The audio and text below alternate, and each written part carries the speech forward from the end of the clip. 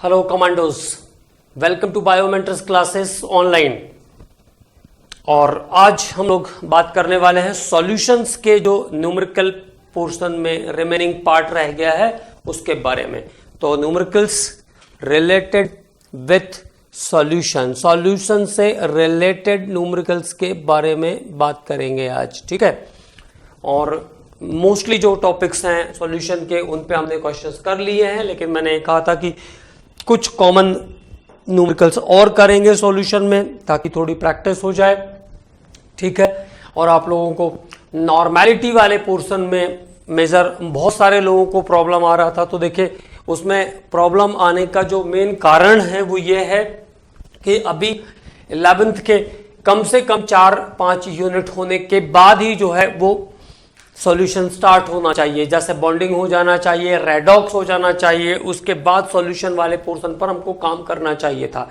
लेकिन समस्या यह है कि जो 12th क्लास का बच्चा है कहीं ना कहीं हमको उसको ध्यान में रखना पड़ता है। हालांकि हम लोग जा तो रहे नीट के लिए, हम लोग प्रिपरेशन तो फाइनली नीट के लिए ही कर रहे हैं, लेकिन कहीं ना कहीं उस बच्चे का ध्यान रखना पड़ता है कि जो बच्चा क्लास 12th में है, जो 12th बोर्ड का एग्जाम देगा इस साल, कहीं ना कहीं उसका ध्यान रखना जरूरी है ताकि उसका सिलेबस पीछे ना हो जाए। और हो सके ऐसा ना हो कि एग्जाम तक, कई स्टेट्स में एग्जाम आजकल जनवरी लास्ट या फरवरी फर्स्ट वीक में ही शुरू हो जाता है, ऐसा ना हो सके, ऐसा ना हो कि एग्जाम तक 12th का कुछ पोर्शन रिमेनिंग रह जाए। इसलिए जो है 11th के साथ साथ 12th का पोर्शन भी स्टार्ट किया। और जब हम 12th के पोर्शन पर आए तो ये ऐसा कंफर्म तो नहीं कह सकते, लेकिन ऐसा मान करके चला जाता है कि जो बच्चे 11th से आए हैं उनका बेसिक कॉन्सेप्ट क्लियर होगा। लेकिन उसके बाद भी आपने देखा होगा कि मैंने पहले आपको मॉलिक्यूलर वेट लिखना याद करना सिखाया, उसके बाद फिर मोल्स पर थोड़ा सा काम किया, उसके बाद फिर धीरे धीरे नॉर्मेलिटी पर आए। लेकिन नॉर्मेलिटी में रेडॉक्स का भी कॉन्सेप्ट लगता है, बैलेंसी का भी कॉन्सेप्ट लगता है, ठीक है। तो उस टाइप की चीजें थोड़ी सी मिसिंग थी, इसलिए आपको हो सकता है कैलकुलेशन में कहीं से कोई प्रॉब्लम आई, ठीक है। लेकिन जब हम लोग बेसिक कॉन्सेप्ट पढ़ेंगे ना, तब ये दोबारा से रिपीट हो जाएगा, इसलिए कोई टेंशन लेने की जरूरत नहीं है। अगर कुछ मिसिंग लग रहा है तो वो दोबारा हो जाएगा। बैलेंसी और रेडॉक्स के बाद जब 11th का बेसिक कॉन्सेप्ट करेंगे तो फिर से एक बार सभी प्रॉब्लम्स करेंगे, क्योंकि 11th क्लास के सिलेबस में भी सब कुछ इंक्लूडेड है। ओके कमांडोज, तो चलिए आगे सॉल्यूशन से रिलेटेड प्रॉब्लम्स की बात करते हैं, ठीक है। And what are the problems, more problem related with solution. तो अगला जो क्वेश्चन हम लोगों ने कर लिया था वो 7.45 gram potassium chloride 100 gram water में डिसॉल्व है, ये क्वेश्चन तक कर पाए थे हम। अगला क्वेश्चन करते हैं, find the freezing point of find the freezing point of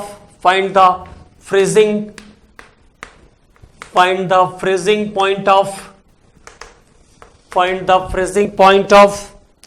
0.1 molal, freezing point of 0.1 molal aqueous solution of, find the freezing point of 0.1 molal aqueous solution of sodium chloride, 0.1 molal solution of sodium chloride, freezing point of 0.1 molal solution of sodium chloride, Kf equal to 1.86, जबकि Kf की value 1.86 kelvin KG mole inverse है, जो कि Kf की unit है, kelvin KG mole inverse. तो what is to be calculated, freezing point of the NaCl solution, NaCl solution का freezing point निकालना है। तो what is the formula, delta TF निकालना पड़ेगा पहले। Delta TF equal to I into KF into molality. तो this is the formula, I into KF into molality is the formula, ठीक है। For sodium chloride if there is no mention the I is 2, sodium chloride के लिए I की वैल्यू कितनी हो जाएगी 2। अगर मेंशन नहीं है it means it get 100% ionised, इसका मतलब है कि ये 100% आयनित हो रहा है। तो delta TF equal to I into KF is 1.86 into molality is what 0.1, ठीक है।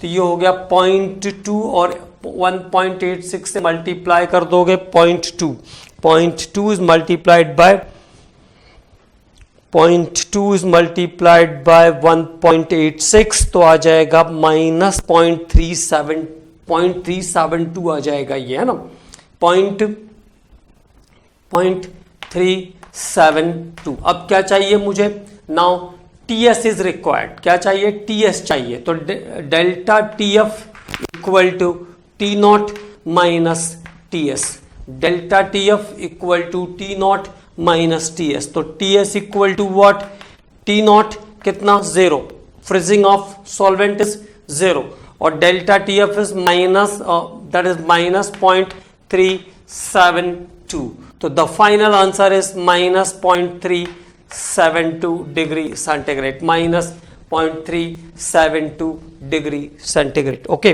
तो this is the answer, this is the boiling point और freezing point of the solution. ये इस सॉल्यूशन का फ्रीजिंग पॉइंट है। 0.1 molar aqueous solution of NaCl। Okay, तो ये हो गया फ्रीजिंग पॉइंट। सॉल्यूशन का फ्रीजिंग हमेशा माइनस में जाएगा और किसी भी सॉल्यूशन का बॉइलिंग हमेशा 100 पर प्लस जाएगा, ये बात ध्यान रखना है। नॉर्मल सॉल्यूशंस के लिए हम लोग ये बातें करते हैं, ठीक है। आगे अगले क्वेश्चन पर बात करते हैं।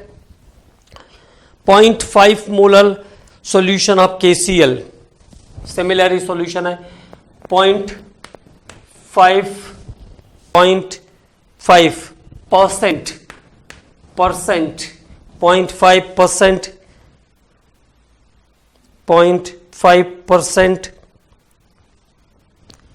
Molar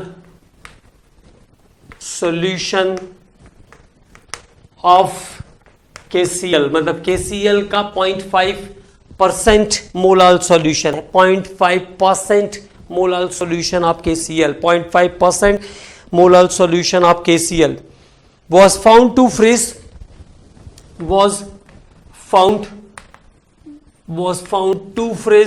0.5% molar solution of KCl was found to freeze at minus 0.24 degree centigrade, was found to freeze at minus 0.24 degree centigrade, was found to freeze at minus 0.24 degree centigrade. Calculate the want of factor. Calculate the want of factor. Calculate the want of factor. तो want of factor निकालना है, मतलब I की value निकालना है।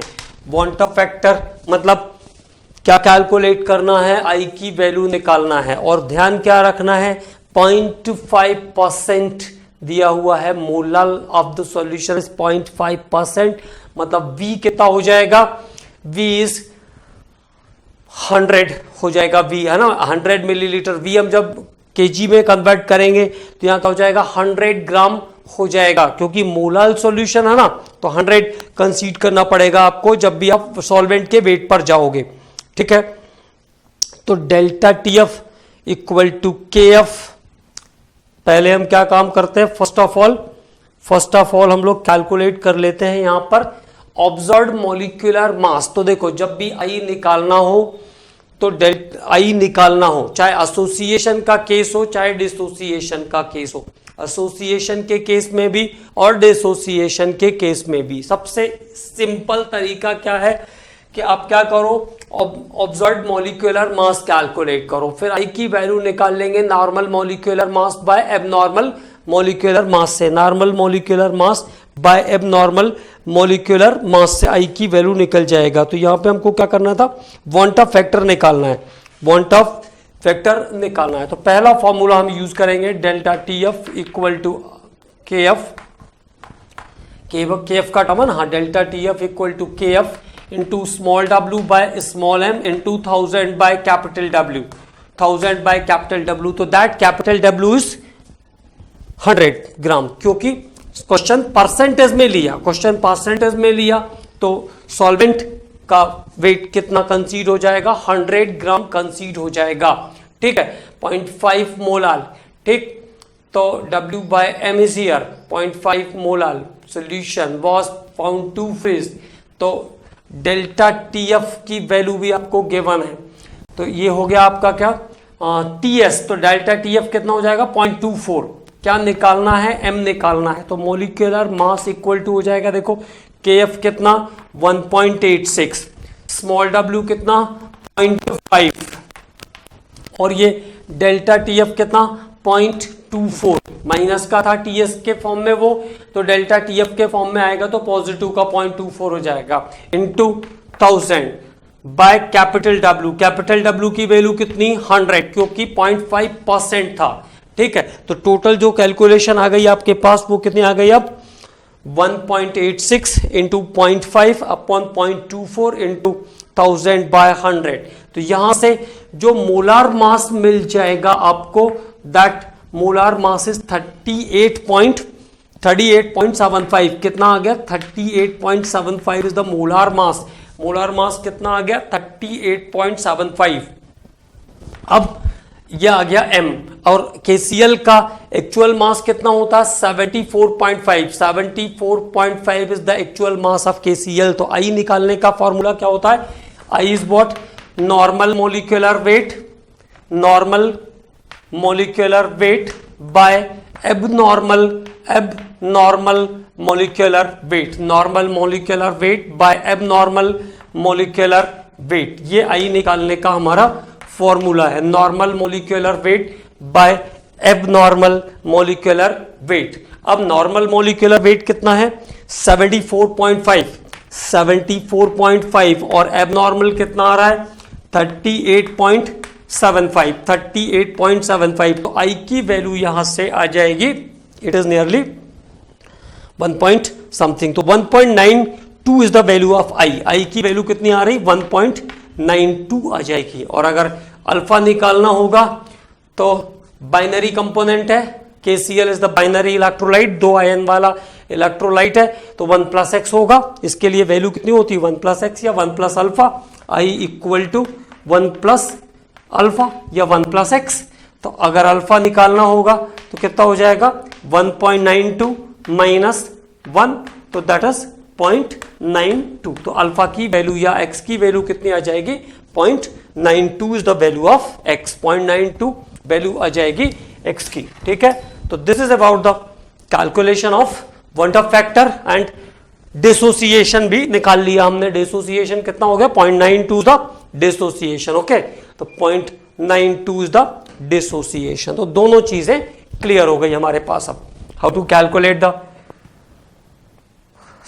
पहले क्या काम किया हमने, सबसे पहला काम हमको ये करना है calculation of observed molecular mass, observed और अबनॉर्मल मॉलिक्यूलर मास। इस टाइप के क्वेश्चन में आपको पहले कैलकुलेट करना है, तब आप आसानी से क्वेश्चन को सॉल्व कर पाओगे। थोड़ा बड़ा जरूर हो जाएगा बट इट इज इजियर, लेकिन वो इजी फॉर्मेट में रहेगा। ठीक है, अब अगला क्वेश्चन करते हैं, नेक्स्ट क्वेश्चन पर बात करते हैं। What is the next question, इसी तरीके का क्वेश्चन है। अगला क्वेश्चन भी बिल्कुल सेम टू सेम है, बस वो डिसोसिएशन की जगह एसोसिएशन का क्वेश्चन है, और one of the very important question. इस फॉर्मेट के क्वेश्चन को भी आपको अच्छे से ध्यान रखना है, और मिल जाए तो इस पे कुछ और भी क्वेश्चंस की प्रैक्टिस करना है। 2 gram of benzoic acid, the question is 2 gram of benzoic acid, the formula of benzoic acid is C6H5COH. 2 gram of benzoic acid dissolved in 25 gram of benzene, dissolve in 25 gram of benzene, dissolve in 25 gram of benzene. तो 2 ग्राम benzoic acid को 25 gram benzene में dissolve किया है, dissolve in 25 gram of benzene. Show the depression of freezing point, show the depression of freezing point, show the depression of freezing point, show the depression of freezing point, show the depression of freezing point 1.62 kelvin, depression of freezing point 1.62 kelvin, मतलब delta TF आ गया आपके पास 1.62 kelvin. So the depression of freezing point 1.62 kelvin. KF for benzene is 4.9, KF for benzene Kf for benzene is 4.9, unit is the same, Kelvin kg mole inverse. Kf for benzene is 4.9. Calculate the percentage association. Calculate the percentage association. तो कितना percent association होगा benzoic acid का, ये calculate करना है. तो calculation क्या करनी है, percentage association of benzoic acid, percentage association of benzoic acid हमको कैलकुलेट करना है. ठीक है, तो सबसे पहले क्या काम करते हैं, सबसे पहले ऑब्जर्व्ड मॉलिक्यूलर मास कैलकुलेट करते हैं. तो delta TF equal to what, KF into small w by small m into 1000 by capital W is the formula. ठीक, नाउ क्या कैलकुलेट करना है, observed molecular mass m calculate करना है. तो डेल्टा TF कहाँ आ जाएगा, नीचे. What is the value of delta TF, 1.62 kelvin. Now KF is what, 4.9 into small w. Small w is what, 2 gram of benzoic acid.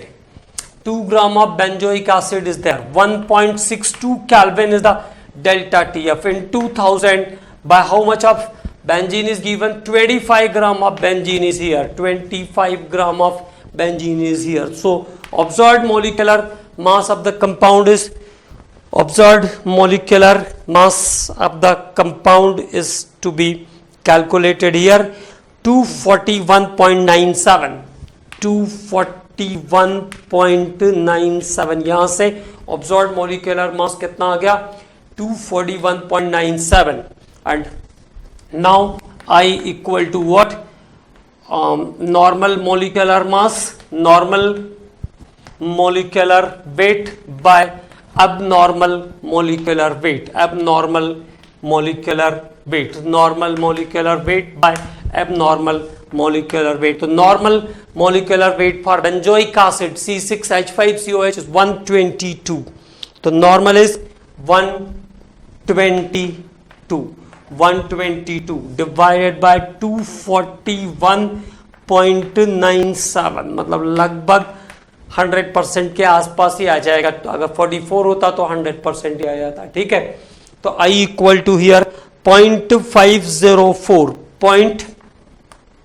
0.504 is the value of I is here. अब क्या calculate करना है, alpha calculate करना है. What is the association, किसके लिए, the compound which get associated, वो यौगिक जो संगुणित होता है. Compound get associated, I equal to what, 2 minus x by 2 और 2 minus alpha by 2 the formula. तो I की वैल्यू आपके पास कितनी आ गई है, 0.504 आ गई. तो इधर पे सॉल्व कर देता हूं मैं इसको, है ना. Now this is your format. I की वैल्यू कितनी आ गई मेरे पास, 0.504 equal to 2 minus x by 2. तो यहां से इसको 2 से मल्टीप्लाई कर दो तो 1.08 आ जाएगा. 1.008 इक्वल टू 2 माइनस एक्स. तो x इक्वल टू कितना हो जाएगा, x इक्वल टू हो जाएगा, दिस इज 2 माइनस 1.008, 2 माइनस 1.008. तो x इक्वल टू हो जाएगा 0.992.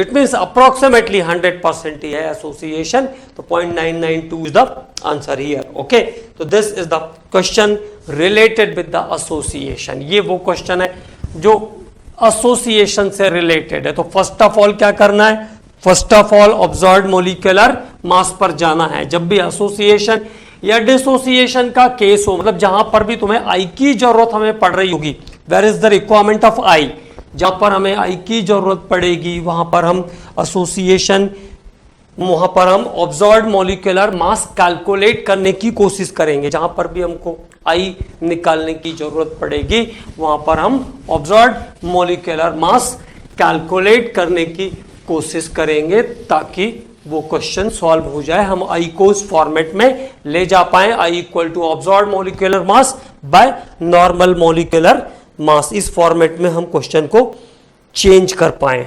ठीक है, एक और बिल्कुल सिमिलर इसी से रिलेटेड क्वेश्चन करते हैं, one more question related with the same format, related with the same format. The freezing point of a solution, the freezing point of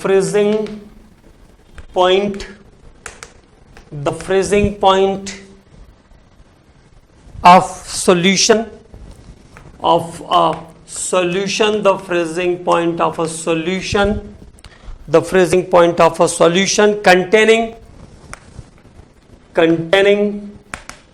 the freezing point of solution containing 0.2 gram of acetic acid, 0.2 gram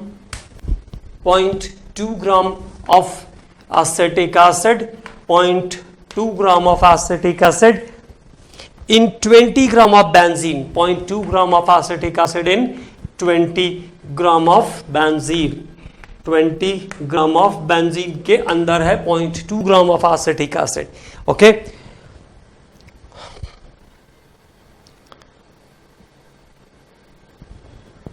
the freezing point of a solution containing 0.2 gram of acetic acid in 20 gram of benzene, the freezing point of solution containing 0.2 gram of acetic acid in 20 gram of benzene is lowered by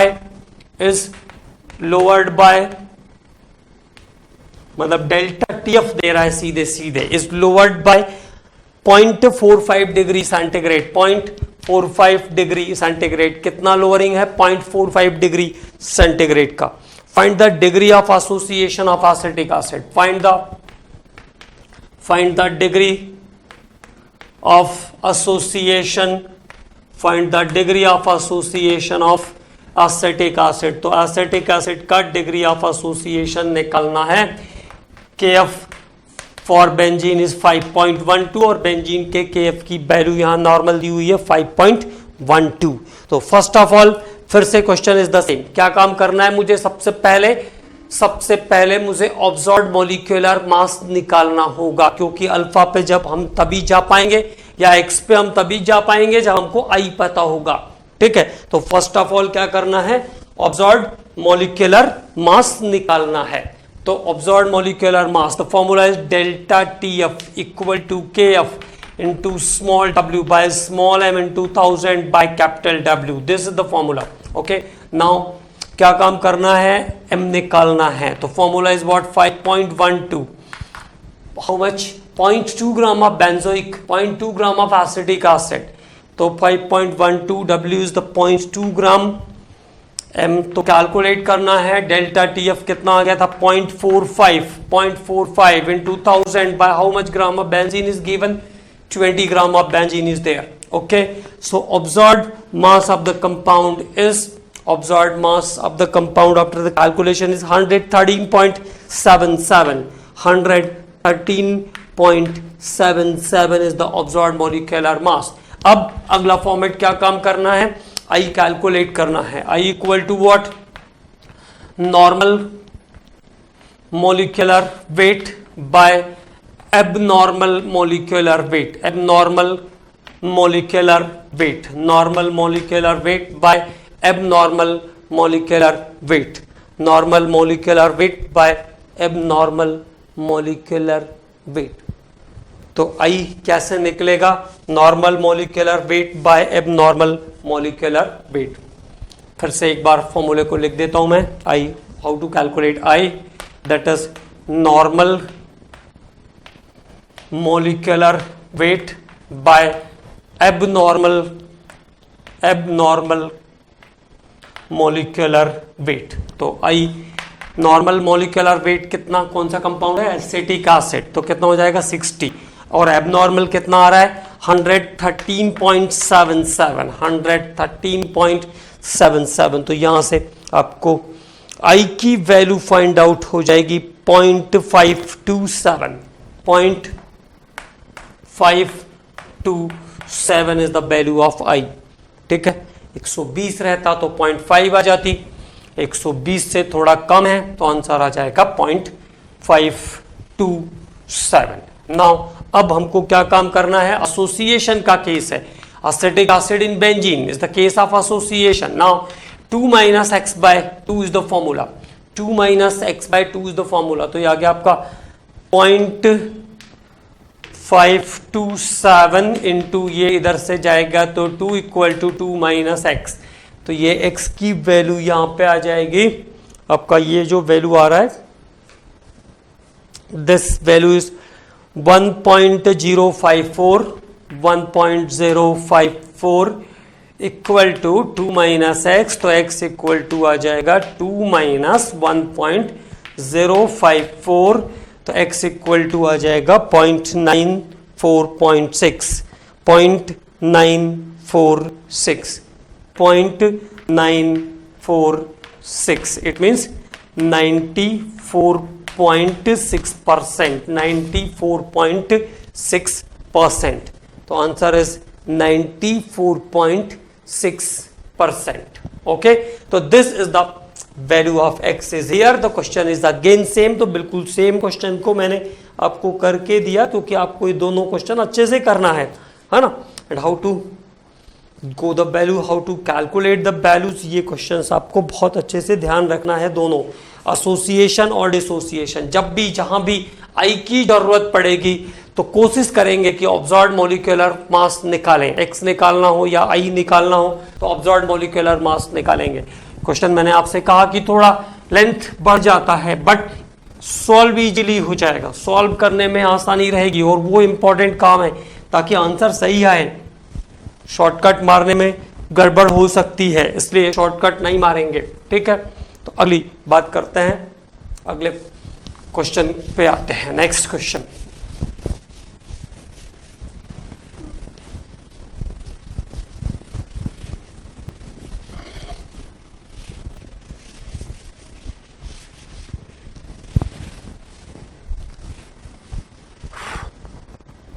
तो अगला question देखते हैं। Next question आपका अगला question है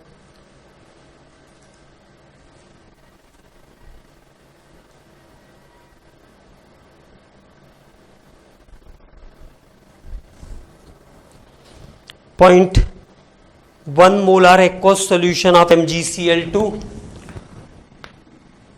Next question is 0.1 molar solution of magnesium chloride, 0.1 molar solution of magnesium chloride at 300 Kelvin, at 300 Kelvin 0.1 molar magnesium chloride का solution है, 0.1 molar magnesium chloride solution at 300 kelvin is 0.1 molar solution of magnesium chloride at 300 kelvin.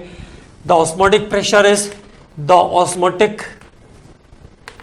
Is, और इसका osmotic pressure भी आपको given है, the osmotic pressure is 4.92 atmosphere, the osmotic pressure is 4.92 atmosphere, the osmotic pressure is 4.92 atmosphere, 4.92 atmosphere. What will be the percentage ionization? What is the percentage ionization? What is the percentage? What is the percentage ionization?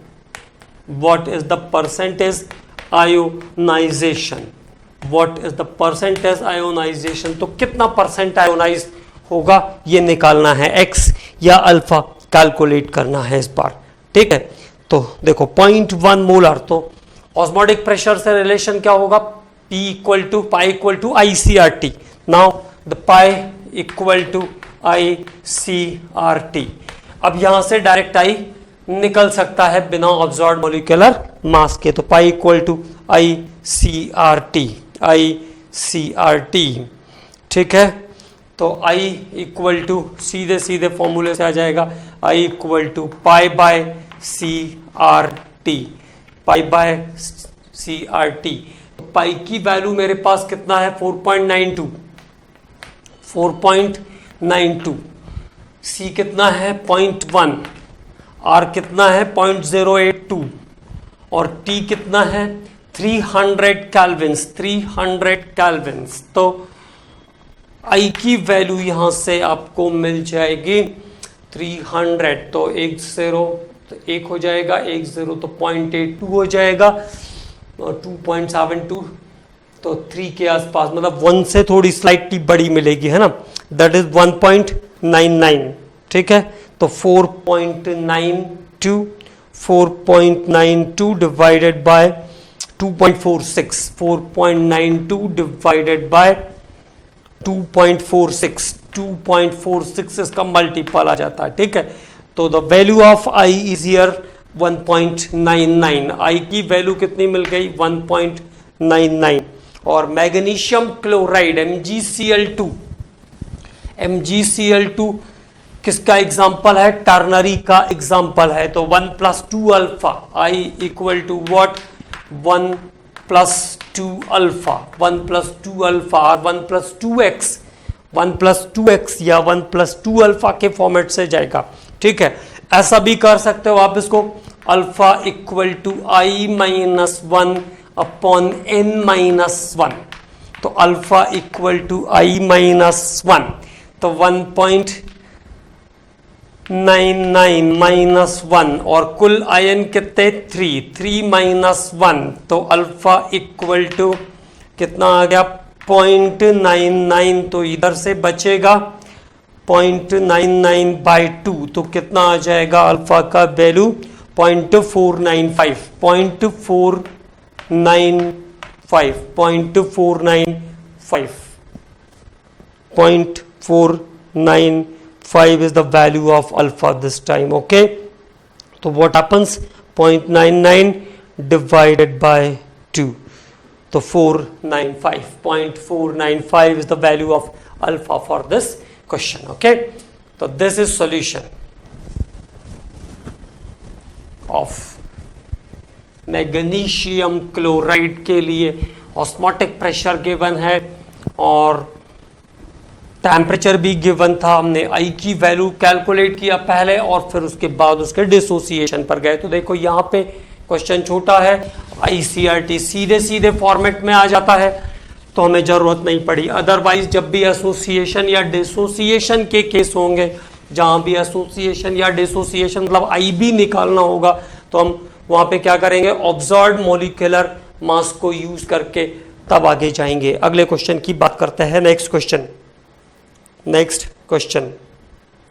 18.1 gram of non volatile substance, 18.1 gram of non volatile substance, 18.1 gram of non volatile substance, मतलब हर type के हर topic पर कुछ ना कुछ questions करने की कोशिश कर रहे हैं हम लोग। ठीक है, 18.1 gram of non volatile substance dissolved in 100 gram of water, 18.1 gram of non volatile substance dissolve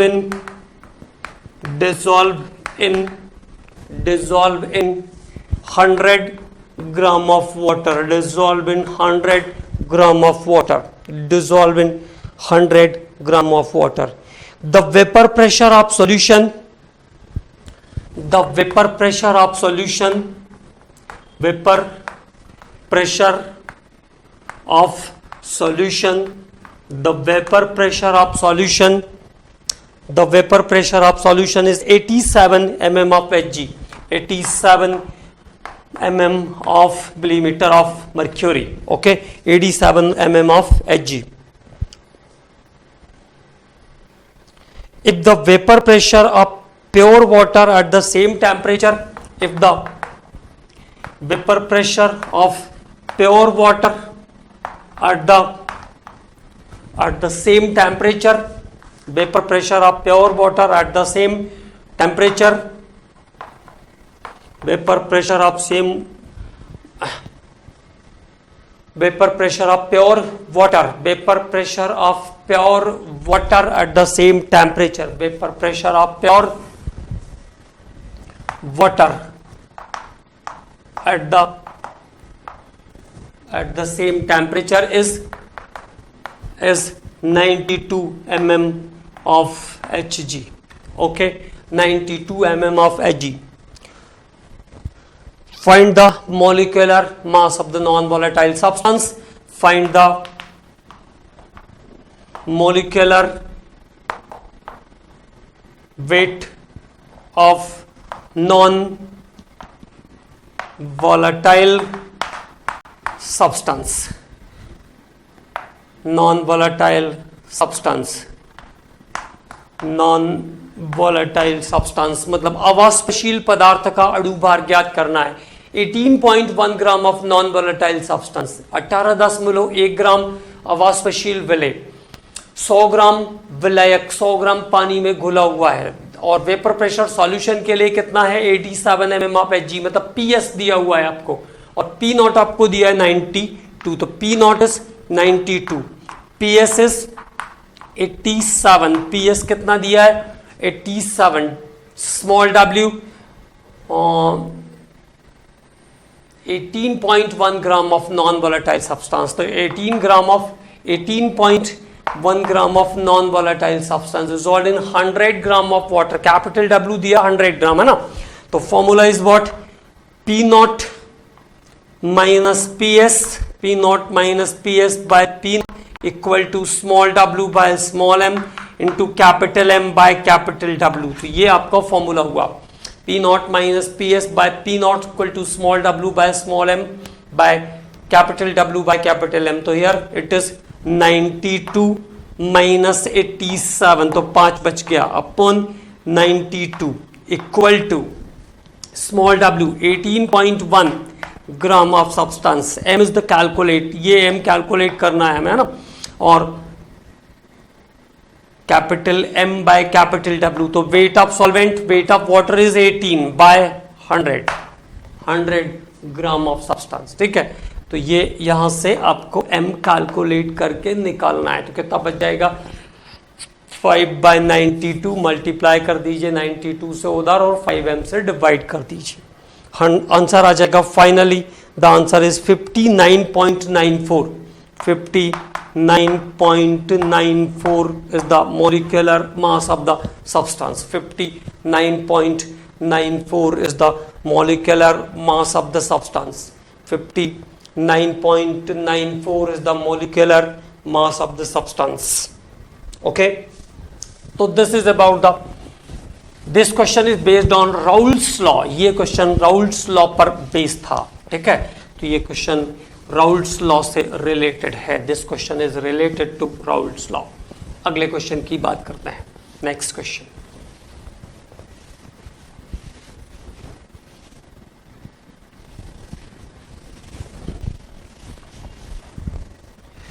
अगला क्वेश्चन करते हैं. फिर से very same. 18 gram of a non volatile substance. The next question is 18 gram of a non-volatile substance. 18 gram of non-volatile substance. 18 gram of non-volatile substance. 18 gram of non-volatile substance. इसका molecular weight दिया हुआ है. Molecular weight is 180. 18 gram of non-volatile substance, molecular weight is 180, dissolved in 100 gram of water at, dissolved in 100 gram of water, dissolve in 100 gram of water, dissolved in 100 gram of water, 100 gram of water at 20 degrees centigrade, dissolved in 100 gram of water at 20 degrees centigrade. Find the vapor pressure of the solution. Find the vapor pressure of the solution. Find the vapor pressure of the solution. Find the vapor pressure of the solution where vapor pressure of water is, where vapor pressure of water is 17.535, 17.535, okay 17.535, okay. तो PS आपको यहां पे निकालना है, ठीक है। क्या calculate करना? Vapour pressure of solution, it means PS। तो P नॉट आपको गिवन है 17.535 minus PS by P naught 17.535 equal to how much? 18 gram of substance, 18 gram स्मॉल w by small m into capital M by capital W। तो water का molecular mass 18 और capital W का wait दिया हुआ है, ओके 100 ग्राम, दिस इज 100। तो P small w by small m into capital M by capital W, मतलब molecular mass of the substance, molecular mass of the water by weight of given weight of water, ठीक। तो this is your format. यहां से आपको PS calculate करना है। तो now the PS is 17.28, ठीक है 17.28। थोड़ा सा करें आगे, एक तो स्टॉप कर लें। 17.28 इज द आंसर। तो देखो यहां से ये जो डाटा है आपका 17.10, तो ये आ जाएगा आपका पूरा 17.535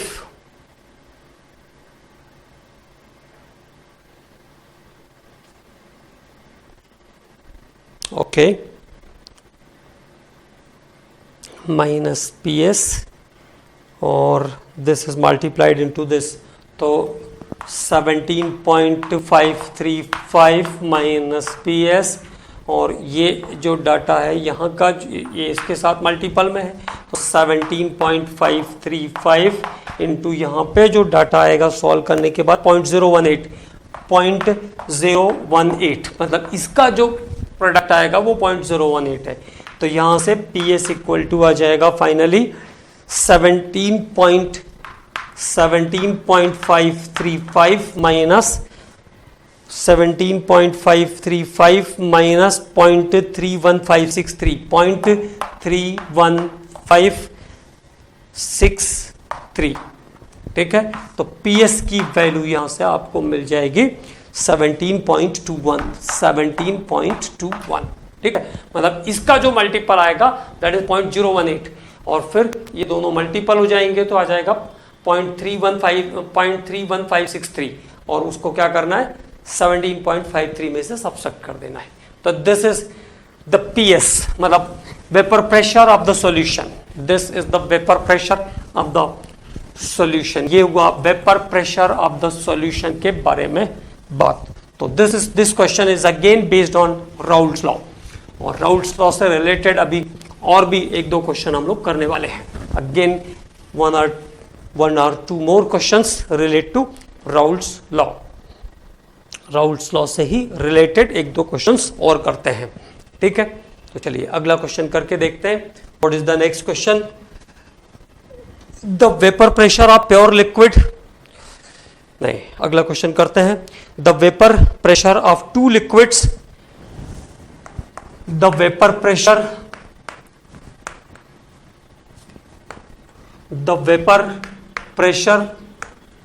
of two liquids, the vapor pressure of two liquids P and Q, the vapor pressure of two liquids P and Q, दो लिक्विड है P और Q, vapour pressure of two liquids P and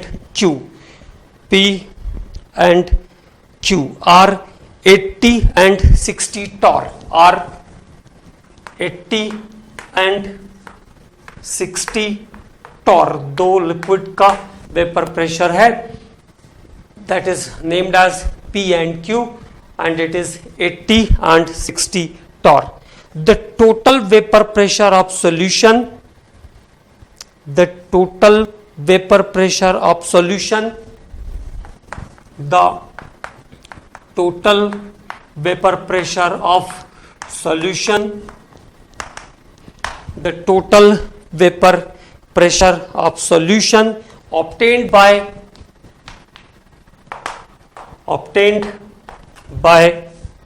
total vapor pressure of solution obtained by mixing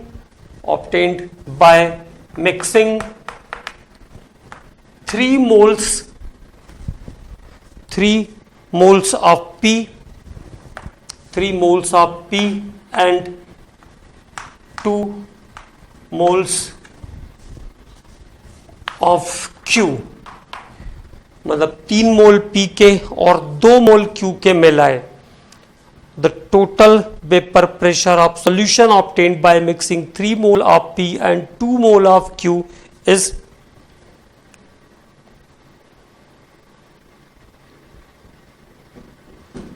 3 mole of P and 2 mole of Q is. तो अगर देखो फिर से question को देखते हैं. The vapour pressure of 2 liquids P and Q, 2 liquid है P और Q, 2 liquids are here P and Q, okay, P and Q, and the vapor pressure of 2 liquids P and Q are 80 and 60 torr, 80 torr और 60 torr है. ठीक है, तो अगर 3 मोल P के और 2 मोल Q के मिलाएं तो टोटल वेपर प्रेशर क्या हो जाएगा? What is the total vapour pressure? तो टोटल वेपर प्रेशर क्या होता है? PA plus PB, PA plus PB या XA प्लस XB. ठीक है, तो XA निकाल लो पहले यहां पे. तो XA इक्वल टू क्या हो जाएगा? XA equal to what? NA upon NA plus NB. XA equal to NA upon NA plus NB. तो 3 मोल्स ऑफ P, तो XA equal to 3 moles of P, 3 moles upon 3 और दूसरे का मोल कितना है? 2, तो 5. तो कितना आ जाएगा? दिस इज 3 by 5, तो 3 by 5, 5 6 3.6. ओके, और XB निकाल लो. XB is what? 2 upon 3 plus 2, तो व्हाट? 5, तो 2 by 5 0.1, 2 by 5 0.4. अब now PA equal to P naught A XA और PB equal to P naught B XB. तो PA इक्वल टू क्या हो जाएगा? P नॉट A कितना है? 80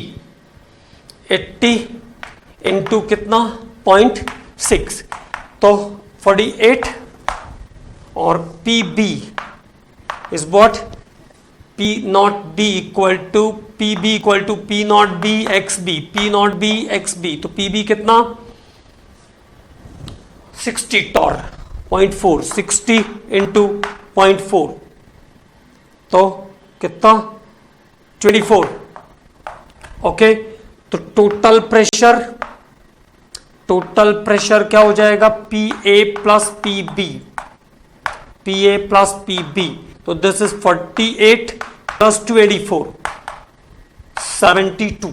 answer is 72 torr. Okay, the answer is 72 torr. एक बार फिर से देखिए, the pressure of 2 liquids, 2 liquid है. ठीक है, P और Q कह दिया उनको, उनके वेपर, उनका जो प्रेशर आपको गिवन है उतना 80 और 60 torr है. ओके, द टोटल प्रेशर निकालना है हमको. If 3 mole of P and 2 mole of Q is here, 3 moles of P and 2 moles of Q is there. तो हमने क्या किया? XA और XB निकाला, क्योंकि टोटल प्रेशर के लिए हमें क्या करना होगा? PA प्लस PB करना होगा. ठीक है, तो XA प्लस XB निकाल लिया, फिर PA निकाला, P नॉट A XA और P नॉट B XB से हमने वहां पर PB निकाल लिया. तो दैट इज 48 प्लस 24. तो 48 plus 24 is the sum of 72. Okay commandos, और अगले लेक्चर में सॉल्यूशन से रिलेटेड और थोड़े प्रॉब्लम्स हम लोग करेंगे और उसके बाद अगले लेक्चर में हम लोग सॉल्यूशन को फिनिश कर लेंगे. और फिर जो अगला यूनिट स्टार्ट करेंगे सॉल्यूशन के बाद, हम वो इलेक्ट्रोकेमिस्ट्री होगा 12th के पोर्शन से, और उसमें भी आपको रेडॉक्स के बहुत सारे कॉन्सेप्ट की जरूरत पड़ेगी. तो मैं एक काम करूंगा, वंस क्विकली रेडॉक्स को रिवाइज कर लेंगे, फिर एक बार रेडॉक्स जब 11th क्लास वाले पोर्शन के साथ रेडॉक्स आगे आएगा तब एक बार रेडॉक्स होगा तो दोबारा रेडॉक्स हो जाएगा आपका, ठीक है। लेकिन इलेक्ट्रोकेमिस्ट्री के लिए हमें रेडॉक्स के बहुत सारे कॉन्सेप्ट्स की जरूरत पड़ेगी, तो once quickly revise the redox and then start the electrochemistry. Okay, thank you.